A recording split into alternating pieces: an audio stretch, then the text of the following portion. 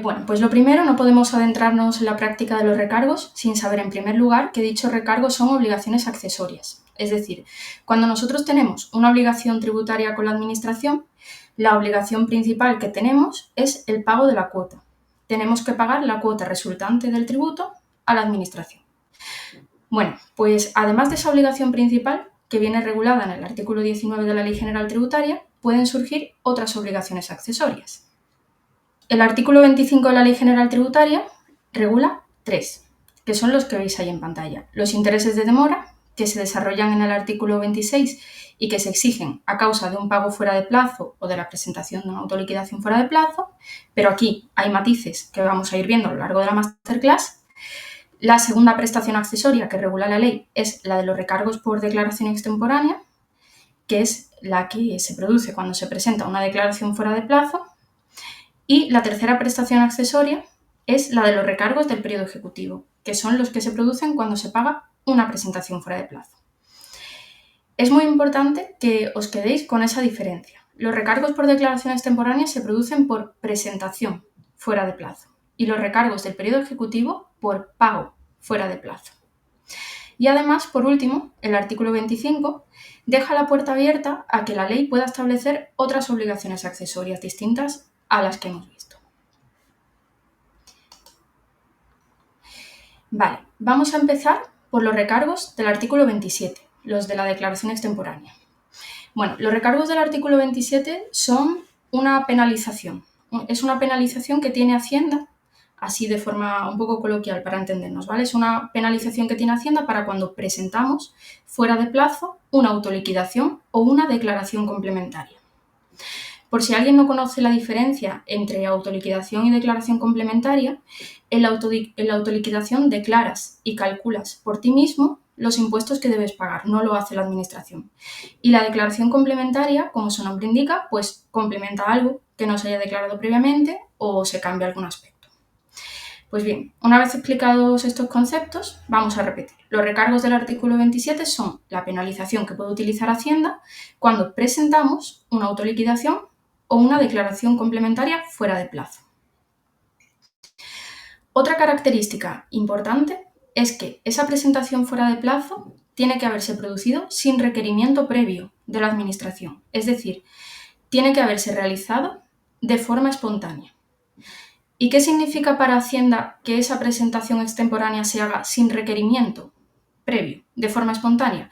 Bueno, pues eso lo define también el artículo 27 de la Ley General Tributaria y sin requerimiento previo lo que significa es que no se haya realizado una actuación administrativa con conocimiento formal del obligado tributario que conduzca al reconocimiento, regularización, comprobación, inspección, aseguramiento o liquidación de la deuda tributaria. ¿Vale? Y ya la tercera característica a destacar de este tipo de recargos pues es el cálculo de su cuantía. La cuantía de los recargos por declaración extemporánea es uno de los aspectos que cambió en julio de 2021. A los opositores que llevéis más tiempo opositando os sonará esto que estoy diciendo. Desde julio de 2021, la cuantía de esos recargos es un 1% por cada mes completo de retraso más un 1% adicional. ¿Y qué significa esto? Pues esto significa que imaginaos que tenéis para presentar la declaración de la renta hasta el día 30 de junio y vosotros la presentáis el 1 de julio a las 0001 horas, o sea, a las 12 y un minuto. Pues ya os llevaríais ese 1%, porque es un 1% por cada mes completo de retraso, que en este caso nada, más un 1% adicional, ¿vale? O sea que, aunque ni de broma hacéis el mes completo, oficialmente ya es el día siguiente, o sea que ese 1% de recargo adicional ya lo tendríais, ya os lo llevaríais. Y un cuarto punto importante que tenemos que saber es que hemos dicho que el recargo es de un 1% por cada mes completo de retraso más un 1% adicional. Pues bien, cuando cumplamos 12 meses de retraso, nada más cumplir esos 12 meses de retraso, el recargo pasa a ser automáticamente del 15% y ese recargo ya no va a crecer más. Va a ser siempre del 15%, pero aunque el recargo ya no crece más, sí que se empiezan a exigir intereses de demora, devengados desde que se cumple el mes 12 de retraso. O sea, desde ese momento se empiezan a devengar intereses de demora y cuando paguemos, pues no lo exigirán. Repito esto, cuando se cumpla el mes 12 de retraso, se exigirá ya un recargo del 15% más unos intereses de demora, los cuales van a empezar a contar también desde que se cumple el mes número 12 de retraso, no desde el principio, ¿vale? Mucho cuidado con eso, sino que empiezan a contarse desde que se cumple el mes 12. Vale, vamos a continuar con el artículo 27. Los recargos que hemos visto hasta ahora pueden tener una reducción. Si presentamos la autoliquidación o declaración fuera de plazo y pagamos, se aplica una reducción del 25% del recargo. Tened aquí mucho cuidado porque la reducción del 25% se aplica solamente sobre el recargo, ¿vale? Entonces, aquí vamos a entrar en una cuestión práctica para que podamos entender este apartado del artículo 27 correctamente. Así que, vale, aquí prestad atención. Vale. A ver, cuando presentamos una declaración fuera de plazo, como vimos en la primera diapositiva, tenemos dos cosas, ¿vale? Primero, una obligación accesoria, que sería nuestra deuda, perdón, una obligación principal, que sería nuestra deuda, y después una obligación accesoria. Esa obligación accesoria es el recargo del artículo 27 de la Ley General Tributaria. Es decir, que tenemos la deuda más la penalización, por decirlo de algún modo, que tenemos que pagar por haber presentado fuera de plazo. Pues bien, el plazo voluntario que tenemos para pagar la deuda de la declaración que hemos presentado fuera de plazo es el mismo día de su presentación, ¿vale? Eso lo dice así el artículo 68.2 del Reglamento General de Recaudación. Así que esa obligación principal, esa deuda, se debe pagar el mismo día de su presentación. Ahora bien, los recargos se deben pagar en el plazo del periodo voluntario que establece el artículo 62.2 de la Ley General Tributaria. ¿Por qué pasa esto?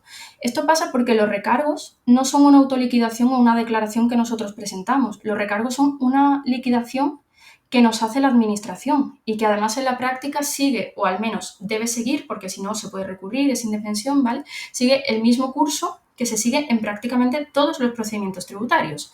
Es decir, la administración nos envía una propuesta de liquidación, nos da 10 días de plazo para alegar, los liquida y a partir de que recibimos la notificación de la liquidación tenemos los plazos del artículo 62.2 de la Ley General Tributaria que veis ahí en la pantalla, ¿vale? Entonces esto no debéis confundirlo, ¿vale? Una cosa es la autoliquidación o la declaración complementaria que presentas por ti mismo fuera de plazo y cuyo periodo voluntario de pago es el mismo día de su presentación, y otra cosa son los recargos, que nos liquida la administración y que por tanto tenemos el plazo del artículo 62.2 de la Ley General Tributaria para pagar, no se deben mezclar. ¿Vale? ¿Esto queda más o menos claro? Vale.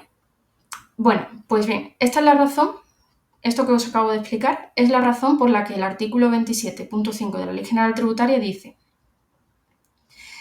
Vale, ya me llegan las respuestas. Vale, me alegro que haya quedado claro, genial.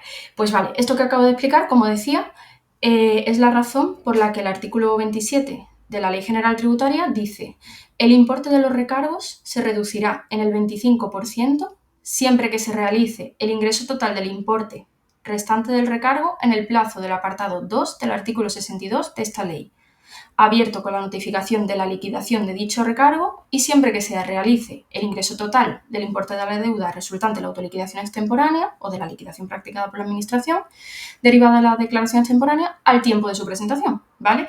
Eso que así, cuando lo leemos así de primeras, puede parecer un poco lioso, es lo que acabo de explicar, que la deuda en sí que nos surge con la presentación de la declaración extemporánea se paga el mismo día de su presentación y el recargo en el plazo del artículo 62.2, porque una cosa es la deuda en sí y otra el recargo. Bueno, pues retomando lo que decía antes, los recargos que hemos visto hasta ahora pueden tener una reducción del 25% si dicho recargo se paga en el plazo del artículo 62.2 de la Ley General Tributaria y siempre y cuando la deuda en sí se hubiera ingresado el mismo día de la presentación extemporánea. Vale. Esto que acabamos de explicar significa que si un contribuyente presenta una autoliquidación fuera de plazo 2 meses y medio más tarde de la finalización del periodo voluntario de presentación y la deuda que resulta ingresar es de 1.000 euros, tendremos, por un lado, una deuda de 1.000 euros que debe pagar el mismo día de la presentación extemporánea y, por otro lado, un recargo del 3%, lo que significa que es un recargo de 30 euros. Si el obligado tributario paga la deuda de 1.000 euros el día de la presentación extemporánea y paga los recargos en el plazo del artículo 62.2, tendrá una reducción del 25% sobre el recargo de 30 euros. El 25% de 30 euros son 7,5 euros. Por tanto, ese recargo, en vez de ser de 30 euros, va a pasar a ser de 22,5 euros. ¿Es una reducción pequeñita? Sí, según la cuantía del recargo, puede ser una reducción pequeñita, pero bueno, siempre se agradece, menos da una piedra. Vale, y ahora vamos al último punto que nos quedaba para a tener en cuenta la reducción que se puede aplicar sobre el recargo. Y para eso os voy a hacer una pregunta. ¿Vale? Idmela contestando por el chat. ¿Qué creéis que pasa si no pago en periodo voluntario, pero pido un aplazamiento o fraccionamiento de la deuda? Si yo no pago en periodo voluntario, pero pido un aplazamiento o fraccionamiento de la deuda, ¿puedo seguir beneficiándome de la reducción del 25%? ¿Qué pensáis? ¿Podemos beneficiarnos? ¿No podemos beneficiarnos y nos lo van a cobrar el recargo entero? ¿Qué creéis que pasa ahí? Vale. Por aquí hay muchas respuestas negativas. Vale. Pues sí que podremos beneficiarnos de esa reducción, ¿vale? Así lo dice también el propio recargo del artículo 27, o sea, el propio artículo 27 me refiero.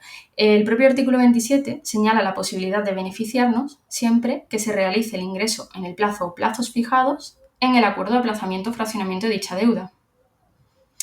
Además, una cosita más que hay que aclarar sobre esta reducción del recargo es que esta reducción la aplica la Administración Tributaria siempre de oficio. No hay que solicitarla diciendo he solicitado un aplazamiento o fraccionamiento o he pagado en periodo voluntario y por tanto me tenéis que reducir el recargo en un 25%. No, la Administración Tributaria debe hacerla de oficio.